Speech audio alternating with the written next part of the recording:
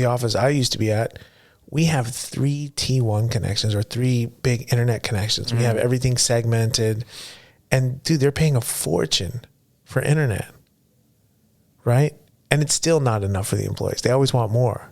But go to your house. You know how much money that saves just by letting people work from their house? You don't have to deal with it's their internet problem, right? They're paying for it. And they can have as much bandwidth as they want, you know? It's not the office. I mean, that's another cost. That's huge. Everybody's so obsessed with office space, and I go into offices and they're empty. Everybody's got these beautiful offices, but nobody's in there. What's all that about? Yeah. Do you think office space is going to disappear?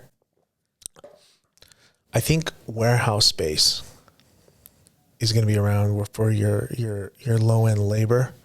That's where they're going to work. In manufacturing facilities and that sort of thing. Like office space, like if the people who are working in an office, they can work from home.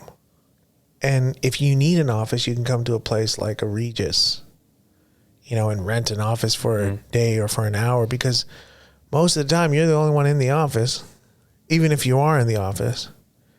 And I just don't, I see a future where I think there's an oversupply of office space, and I would not want to be an investor holding a portfolio of office space, because I think people are going to start going to home. I think companies are going to start getting smart, and they're going to realize how they can reduce cost.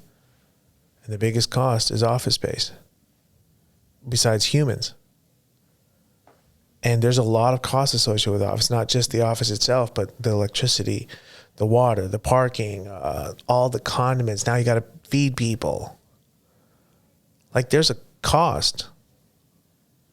And you can save so much money by just letting, you know, at least 1/3 of your workforce, maybe even more, work from home. I'm not saying all of them, but most of the people who work in an office, with the exception of a warehouse, can work from home. Going back to the economics of it, the housing prices increasing, do you think that has any effect on, I guess, well, it's going to have an effect on the employer's ability to find talent, right? But then that also affects their bottom line because they got to pay them more. It's all interconnected. Yeah. Americans are, in their brain, they're hardwired to own a house. Like, we're like trained. You go to college, you meet a wife, live in an apartment, got to buy a house, have a kid, yada, yada, yada. Mm-hmm. And if people can't have that American dream, they're going to move to Phoenix. They're going to move to Las Vegas. They're going to move to Sacramento.